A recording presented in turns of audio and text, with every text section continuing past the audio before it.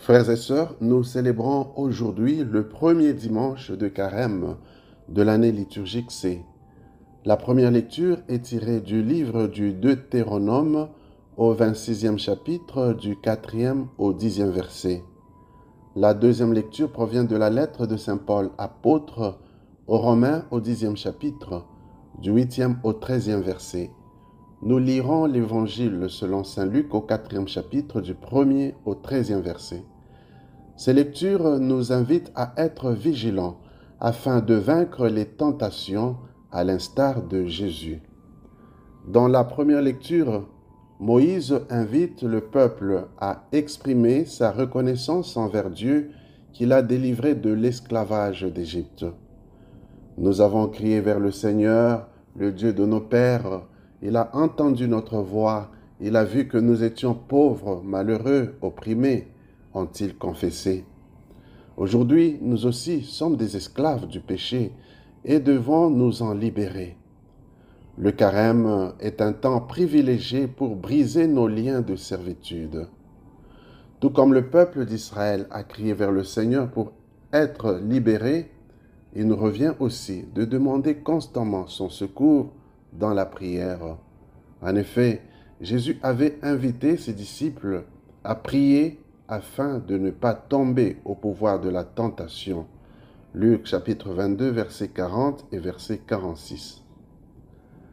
Une autre manière de lutter contre la tentation et le péché, c'est de nous mettre à l'écoute de la parole de Dieu.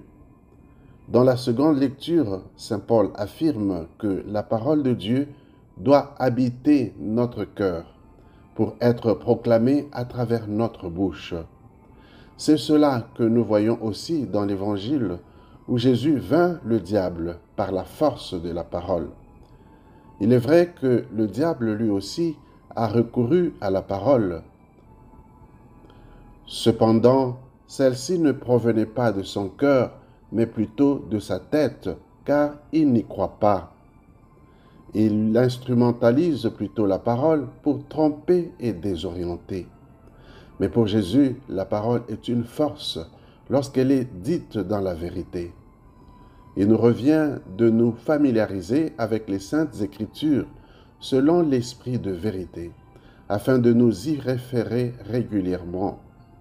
Ne tombons pas dans le piège d'instrumentaliser la parole de Dieu pour nos propres intérêts.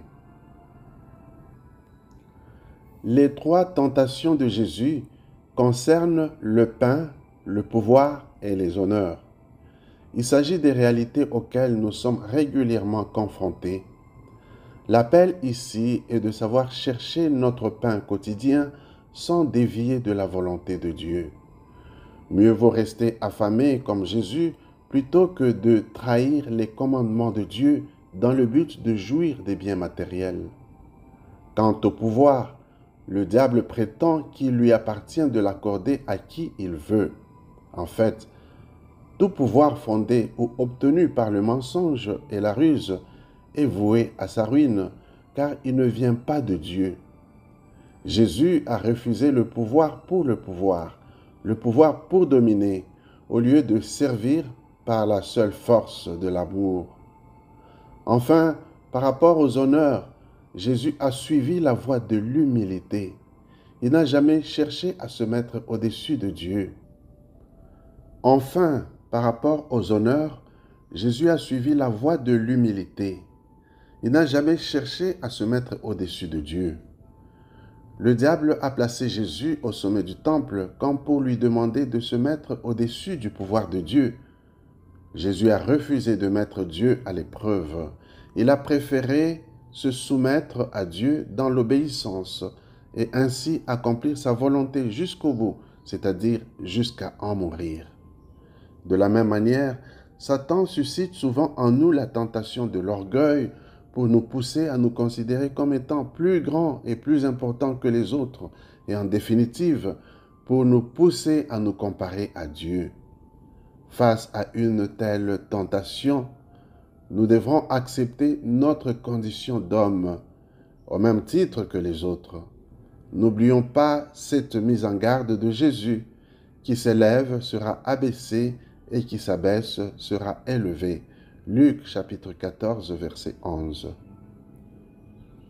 À la lumière de ces lectures, demandons au Seigneur de nous aider en ce temps de carême à vaincre les tentations en gardant sa parole dans nos cœurs et en recourant sans cesse à la prière. Amen.